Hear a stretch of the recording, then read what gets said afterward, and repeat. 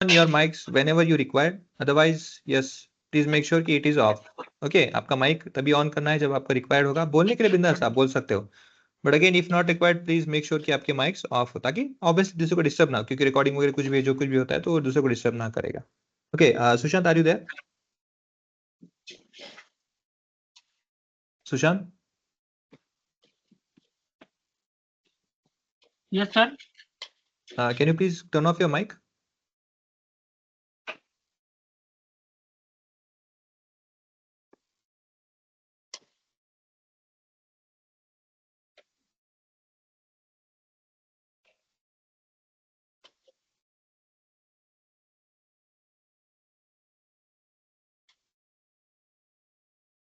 Okay,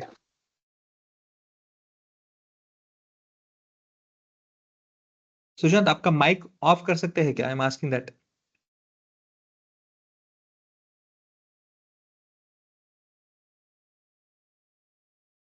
ठीक है, आवाज नहीं आ रहा, that would be better. No problem, आवाज नहीं आ रहा तो अच्छा है.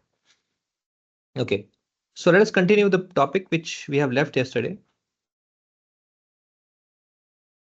Yeah, we were here.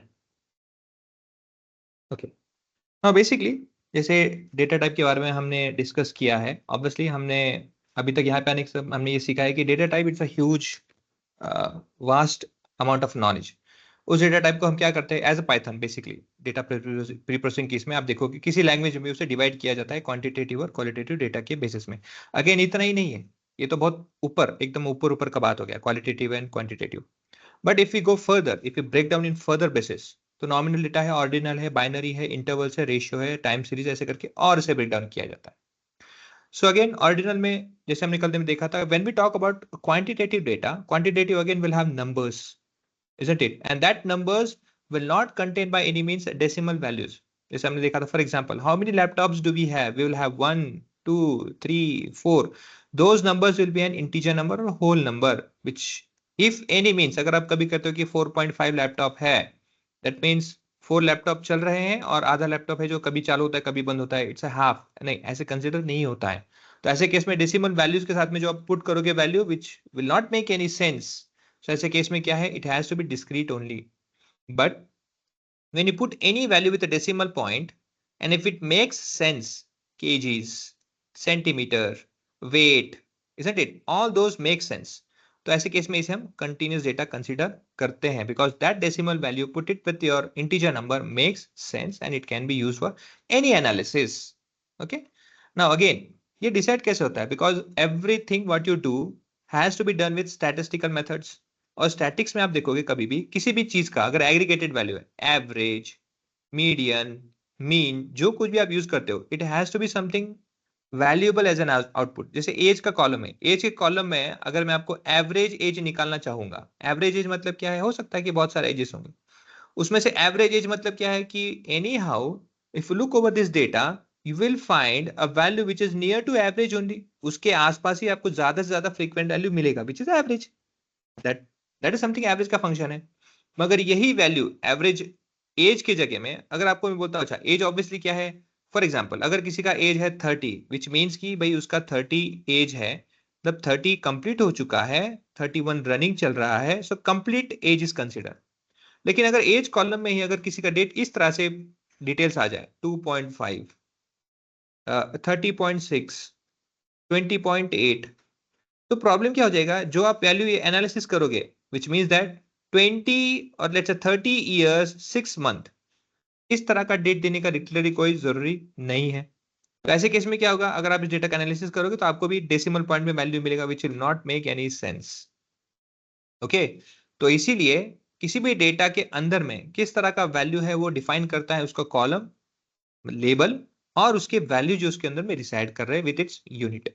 Okay, that will decide. So nominal data क्या है, very very nominal. Nominal itself says कि बहुत नॉर्मल और बहुत सा मतलब जिसमें कुछ इंफॉर्मेशन कैरी ऑन नहीं होता है. जैसे सीरियल नंबर बहुत नॉमिनल डेटा है. आप क्या कर सकते हो, सीरियल नंबर के through total number of count देख सकते हो कि अगर 1 से लेके अगर 100 तक का डेटा है, so 1 2 3 and so on up to 100, ये क्या है, बड़ा नॉमिनल डेटा है. नॉमिनल मतलब उसमें कुछ इंफॉर्मेशन आपको नहीं मिलेगा. Yes, other than count. कितने लोग हैं सर, यस 100 लोग हैं, यस ये काउंट फंक्शन यहाँ पे काम कर लेगा क्योंकि टोटल हमें काउंट पता चल जाएगा। बट उसके अलावा अगर मैं बोलूंगा एवरेज क्या है इसका काउंट सीरियल नंबर का 50 है, इससे ये थोड़ी पता चल रहा है कि अच्छा 50 मतलब 50 लोग होंगे होंगे, नहीं नहीं नहीं, ऐसे इसमें से कुछ भी आपको आउटपुट नहीं होता है, इसमें से आपको कुछ भी ऐसा एनालिसिस करके मिलता नहीं है। It's very nominal. Any mathematical computation और एनी मैथमेटिकल स्टैटिस्टिक कंसर्न्स अगर आप इस पे लगाओगे तो वो फंक्शंस किसी भी तरह का आपको आउटपुट एनालिसिस करके नहीं देगा। That means it's very nominal. Ordinal में हो सकता है। ऑर्डिनल है मतलब क्या है, ऑर्डर में आप देखोगे तो पता चलेगा कि yes when you take this on order basis 100 कभी भी डायरेक्टली नहीं आता, 99 के बाद ही आता है, 51 50 के बाद ही आएगा, है ना। तो ऐसे केस में क्या है, आपको ऑर्डर पता चल जाएगा कि भाई डेटा में ऑर्डर है, because yes it follows order. तो ऐसे करके आप ऑर्डर के बेसिस में सॉर्ट करके डेटा कर सकते हो और उससे आप इंफॉर्मेशन गेन कर सकते हो। बाइनरी बेसिस में 0 1 में ट्रू फॉल्स में हम करते हैं कि प्रेजेंट है या नहीं है, ट्रू वैल्यू है या फॉल्स वैल्यू है ना। उस तरह से आप कर सकते हो। Binary again only for 0 and 1, ये ध्यान रखिएगा। 0 1 मतलब क्या है, 0 मतलब कभी भी होता है फॉल्स और 1 मतलब होता है ट्रू। अगेन 0 से कोई भी वैल्यू पे आगे पकड़ोगे it's true only. Interval data हमने कल डिस्कस किया था, किसी भी एक लोकल ज्योग्राफिकल डेटा में डेमोग्राफिक भी पकड़ लो तो किसी भी टेम्परेचर वाइज में, जैसे इंडिया का टेम्परेचर आप देखोगे तो it will have a range of temperature, और उसी टेम्परेचर को आप अगर लेके जाओगे लेट्स से यूएस में या फिर जर्मनी में जाओगे तो उसका टेम्परेचर डिफरेंट रहेगा। भले हम एक ही मतलब अर्थ जो है वो एक ही है, लेकिन अर्थ के बेसिस में भी because of equator falls on different different region separated with equators, you can find that above value will be different and lower value will be different. So ऐसे केस में क्या, इक्वेटर का टेम्परेचर अलग रहेगा, ऊपर का रीजन का अलग रहेगा, नीचे का टेम्परेचर का अलग रहेगा। will have different different regions or different different temperatures. So this is a different interval, this is a different interval, this is a different interval, because as a zero there is no absolute value for zero। हमने वो भी discuss किया था। Zero जो value है ये absolute नहीं है। 0 डिग्री सेल्सियस एब्सोल्यूट नहीं है ये। 0 डिग्री सेल्सियस मीन्स वहां पे डिग्री है, वहां पे टेम्परेचर है, but it is a 0 degree Celsius. बर्फ, पानी का बर्फ कब होता है, 0 डिग्री सेल्सियस में। इसका मीनिंग क्या है, ये टेम्परेचर जो है वहां पे जीरो एब्सोल्यूट वैल्यू नहीं है, वो क्या है, इट्स अ वैल्यू। जीरो वहां पे मायने कैलकुलेट होता है। एब्सोल्यूट जीरो मतलब क्या, नथिंग। जीरो मतलब zero weight, yes it's absolute. Okay, तो एब्सोल्यूट वैल्यू वहां पे नहीं होता है, रेशियो में एब्सोल्यूट होता है। रेशियो क्यों सबसे ज्यादा प्रेफर किया जाता है, इसका रीजन है मेरा वेट। अगर मैं मेरा वेट के बारे में बात करूंगा, अबाउट वेट, सो अगर मेरा वेट है लेट्स से 72 केजी या 70 केजी, जो भी कुछ भी वैल्यू, अगर ये आप वैल्यू देते हो तो मैं यहां से, मतलब इंडिया में जहां पुणे में रहता हूं, वहां से पुणे में अगर मैं बैंगलोर में जाऊंगा तो भी वही वेट रहेगा। यहाँ से मैं अगर वहां से फिर जाता हूँ दिल्ली में तो दिल्ली में भी वही वेट रहेगा। दिल्ली से अगर मैं अरुणाचल प्रदेश में जाऊंगा तो भी वही आउटपुट रहेगा। वहां से बांग्लादेश में आऊंगा तो भी वही रहेगा। वहां से फिर महाराष्ट्र में आऊंगा तो भी वही रहेगा। मतलब ये क्या है, wait it's universal accepted. Even यहाँ से अगर यूएस में भी जाऊंगा तो भी उतना ही वेट रहेगा। अगेन हाँ, यूनिट कौन सा है, वेट केजी का रहेगा तो केजी रहेगा, पाउंड का पाउंड में, वो जो यूनिट करेंगे वो उसी वेट में रहेगा, उसी वैल्यू में रहेगा, वो चेंज नहीं होगा। हाइट, हाँ अगर आप बोलोगे सर अगर मून में गए तो क्या, ठीक है, अब मून में भी कुछ रिस्ट्रिक्शंस है, कुछ लिमिटेशंस है, ऑब्वियसली मून का मैं एक्सेप्ट कर सकता हूँ क्योंकि वहां पे ग्रेविटी डिफरेंट है। लेकिन मेरा हाइट जो है, हाइट तो चेंज नहीं होगा। मून में थोड़ी मैं लंबा हो जाऊंगा या मून में थोड़ी छोटा हो जाऊंगा। So that height value will be universal value, ratio value. तो ऐसे केस में कौन सा डेटा रेशियो जो यूज करते हैं हम, it is very much useful, because जो भी उसका रिजल्ट आएगा, कहीं भी आप जाओगे उसका रिजल्ट जो आएगा वो हर जगह पे सेम ही रहेगा। इसके वजह से क्या होता है, आपका एनालिसिस करते समय, रिप्रेजेंट करते समय आपको कोई प्रॉब्लम नहीं होता है।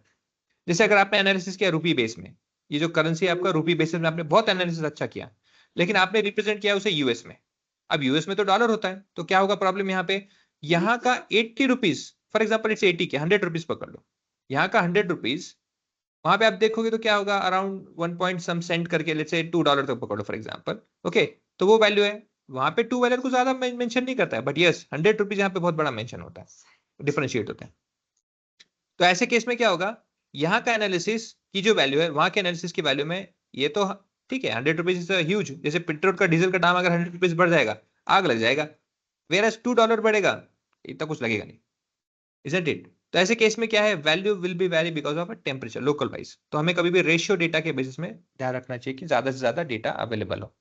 Okay, that is white is preferred कि भाई हम रेशियो यूज करें। Now what do you understand by time series and cross sectional data, और क्रॉस सेक्शनल जिसे हम कहते हैं। जब हम बात करते हैं टाइम सीरीज की, तो remember that time series will have only and only 2 columns. Yes, only and only 2 column, you heard it right, 2 column ही होगा। उसमें भी एक कॉलम जो होता है, फर्स्ट कॉलम जो होगा, वो कॉलम होगा सिर्फ और सिर्फ डेट और टाइम, डेट एंड टाइम के रिलेटेड। दूसरा जो कॉलम होगा वो वैल्यू होगा। वैल्यू मतलब क्या? वैल्यू मतलब हो सकता है प्रॉफिट के बारे में, वैल्यू हो सकता है सेल्स के बारे में, वैल्यू हो सकता है आपके डिस्काउंट के बारे में, वैल्यू हो सकता है आपके जो भी कुछ भी वैल्यू होगा क्वांटिटी के बारे में ऐसे। तो ये वैल्यू किसी भी तरह का वैल्यू, लेकिन अगर नंबर होना चाहिए न्यूमेरिकल। ओके, जरूरी नहीं न्यूमेरिकल हो, कैटेगोरिकल को भी बाद में कर सकते हैं कन्वर्ट, बट अगेन नंबर रहेगा तो better. So it should be value. एक साइड में रहेगा आपका वैल्यूज, एक साइड में आपका डेट रहेगा। अच्छा, ऐसे क्यों टाइम सीरीज कहते हैं? क्योंकि टाइम सीरीज के बेसिस में ही हम करते हैं फोरकास्टिंग। ओके, फोरकास्टिंग जो करते हैं हम यूज करते हैं उसके लिए टाइम सीरीज डेटा ही यूज करते हैं। टाइम सीरीज डेटा कैसे? जैसे अभी का आप देखोगे आगे आने वाले डेज में टेम्परेचर कैसे रहेगा, आने वाले डेज में वेदर कैसे रहेगा, आने वाले डेज में किस तरह से क्या क्या चेंजेस होंगे, कौन से बेसिस पे कर रहे हो आप? Based on historical data which is of date and time period, उसके ऊपर आप फोकस करके आगे का फ्यूचर प्रेडिक्ट कर रहे हो। अगेन उसमें डेटा में डेट और टाइम का होना is very much important. Other than that if you are looking for any other values it will not support. ऐसे केस में क्या है, because of this date and time you are able to predict this values. आपके पास में क्या है, data यहां तक है, you have already data up to here, 1 से लेके 1000 रिकॉर्ड्स आपके पास में यहाँ पे डिटेल्स है, 1 से लेके 1000। Based on this date and based on this values आपने क्या क्या रिलेशन फाइंड आउट किया। Once you have that relation, अब आपको बोला है कि नाउ प्रिडिक्ट फॉर 1001 वैल्यू, एक ज्यादा वैल्यू 1001 की वैल्यू के लिए आपको वैल्यू प्रेडिक्ट करना है। किसके लिए? ये डेट के लिए। फॉर एग्जांपल ये डेट तो देना होगा आपको, तो ये डेट के लिए आपको प्रेडिक्ट करके बताना है कि यहाँ पे क्या वैल्यू होगा। ओके, तो ऐसे केस में क्या होगा, obviously based on historical data आप क्या कर सकते हो, उसका एवरेज निकाल सकते हो, या फिर कह सकते हो कि उसका प्रीवियस वैल्यू है वो होगा। डिफरेंट डिफरेंट उसके कंप्यूटेशन मेथड्स हैं। तो ऐसे केस में जो भी वैल्यू आप डिफाइन करोगे based on the pattern that you have found, वो आप बताओगे यहाँ पे number, that is your forecasting. So दो ही कॉलम होंगे। ओके, तो क्रॉस सेक्शनल क्या होता है? क्रॉस सेक्शनल मतलब जिस टेबल में टाइम होने के बावजूद या फिर डेट होने के बावजूद भी उसको उतना वैल्यू नहीं है। फॉर एग्जांपल पकड़ो कि आपको लोन लेने जाना है, आप लोन सेंटर में गए, किसी बैंक के लोन के अकाउंट के वहां पे गए मिलने के लिए, और उनको बोला कि सर मुझे जो है ना एक 10,000 का अमाउंट है, उसकी लोन की रिक्वायरमेंट है, so please give that. Okay, तो क्या कभी आपने सुना है क्या ऐसे कि आप मंडे को सुबह 11 बजे आओगे तो ही लोन पास होगा, अगर आप ट्यूसडे को शाम में 4 बजे आओगे तो ही लोन पास होगा, वेडनेसडे में अगर आप सुबह राइट सुबह सुबह 6 बजे आओगे तो ही लोन पास होगा? ऐसे कभी आपको किसी ने रिस्ट्रिक्ट किया है क्या डेट और टाइम के बेसिस में? क्या नो। किसी को भी किया है, किसी ने ऑब्जर्व किया है? नहीं किया है। क्यों नहीं किया है? सही, उस कंसर्न में वो हमारा डेट और टाइम ना होते हुए हमें कंसर्न है वो अमाउंट के बारे में। ओके, सो वहां पे डेट टाइम होगा क्योंकि कब लोन पास किया है, कितना पास किया है, that will be there. But again वहां पे वो डेट और टाइम ना होते हुए हमें वो वैल्यू जो है अमाउंट की ज्यादा रिक्वायरमेंट है। अब आप बोलोगे फिर टाइम सीरीज का क्या कंसर्न है? टाइम सीरीज जब बात आती है ईएमआई पे करने की, तो यस, ईएमआई पे करते समय मंथली ईएमआई में कौन सा डेट है, कौन से टाइम के पहले हमें वो उतना अमाउंट पे करना ही पड़ेगा, otherwise we will be again defaulter. तो वो अवॉइड करने के लिए डेट और टाइम इंपॉर्टेंट है, रादर देन क्रॉस सेक्शन में हमको अमाउंट रिक्वायर्ड है। डिफरेंस क्लियर है? Yes, sir. Okay, Yes, sir. Now Yes, when sir. We talk about panel data और लॉन्गिट्यूडनल डेटा, पैनल डेटा और longitudinal data which is same again is considered to be a combination of time series and cross sectional series, which means panel data में time के साथ में analysis करना है कर सकते हो क्योंकि टाइम डेटा और डेट और टाइम दोनों रहेगा, उसके साथ में आपके वैल्यूज है वो भी रहेंगे, और क्रॉस सेक्शन के साथ में जो वैल्यूज जो डेटा जहां पे टाइम डेटा का कुछ कंसर्न नहीं होता है, नहीं लिखोगे तो भी चलेगा। तो ऐसे केस में मल्टीपल कॉलम के साथ में आपकी जो सिर्फ वैल्यूज है तो उनके साथ में दोनों आप कंबाइन करते हो जब क्रॉस सेक्शनल डेटा और टाइम सीरीज डेटा को, हम उसे कहते हैं पैनल डेटा और longitudinal data. Okay, combination of time series and cross section. Okay, now with respect to this, अब आपने अभी तक के पूरे जर्नी में ये आपको तो हमेशा पता है क्योंकि आप अभी कहीं ना कहीं किसी ना किसी, कभी कंप्यूटर, कभी टेबल, कभी ग्राफ, कभी ना कभी तो हमने पेन पेंसिल लेके टेबल स्ट्रक्चर बनाया होता है। तो ऐसे केस में डेटा को डिवाइड किया जाता है स्ट्रक्चर्ड डेटा, अनस्ट्रक्चर्ड डेटा और semi structured data. Now my first question is, what is the difference between structured and unstructured data? थोड़ा सा एक्सप्लेन कीजिए। Sir, या in structured data, generally the data is in the format of rows and columns, And in unstructured data, it is not exactly in the form of rows and columns. It is mixed, like sentences are also there, some values are also there. That is unstructured data. Okay. Anyone else?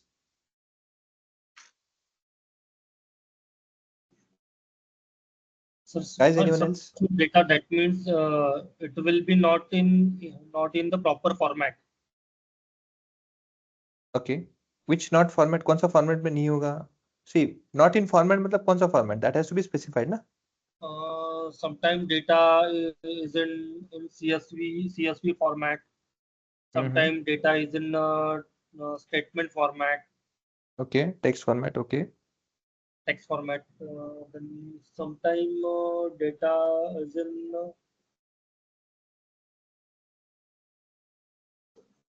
word format, text format also there. ठीक है. तो ठीक है, at least मैं इतना तो समझ सका. Okay, people who are see अभी जो जिन्होंने आंसर दिया, I think they are somewhat related to somewhat idea, फिर उनके प्रोफेशन में उन्होंने काम किया है, समथिंग रिलेटेड टू, इसलिए पता है. I want answer from people who are not at all from any, let's say जो कभी आईटी के रिलेटेड या फिर कभी आईटी के छोड़ो, लेकिन कभी भी किसी डेटा के रिलेटेड में कभी काम नहीं आया है, कभी उन्होंने काम नहीं हाथ लगाया. मैं उनके बारे में जानना चाहता हूँ कि स्ट्रक्चर डेटा, अनस्ट्रक्चर डेटा की आपने कभी सुना है? Have you heard about it? Structured data is easy to retrieve. ओके. इजी टू रिट्राइव मतलब इजी मतलब क्या? मतलब टाइम कम लेता है इसलिए है, या क्या मतलब? कैसे? वो एक किस फॉर्मेट में अरेंज होता है, और अनस्ट्रक्चर्ड के लिए हमें कोई टूल की जरूरत होगी उसे रिट्राइव करने के लिए. जैसे कि कभी कोई वीडियो होगा, कोई टेक्स्ट मैसेज होगा, या फिर कोई फोटो होगा, तो एक फॉर्मेट में सारा डेटा नहीं होगा, बट स्ट्रक्चर्ड में सब कुछ वन बाय वन अरेंज्ड होगा. ओके, ठीक है. ओके, नाउ देखो. हाँ, बोलिए बोलिए. ग्राफिकल रिप्रेजेंटेशन, मतलब फॉर एग्जांपल एक अंदर अगर ये है, फॉर एग्जांपल सिटी की अगर टोटल पॉपुलेशन है, अगर उसको हाँ. हमको डेटा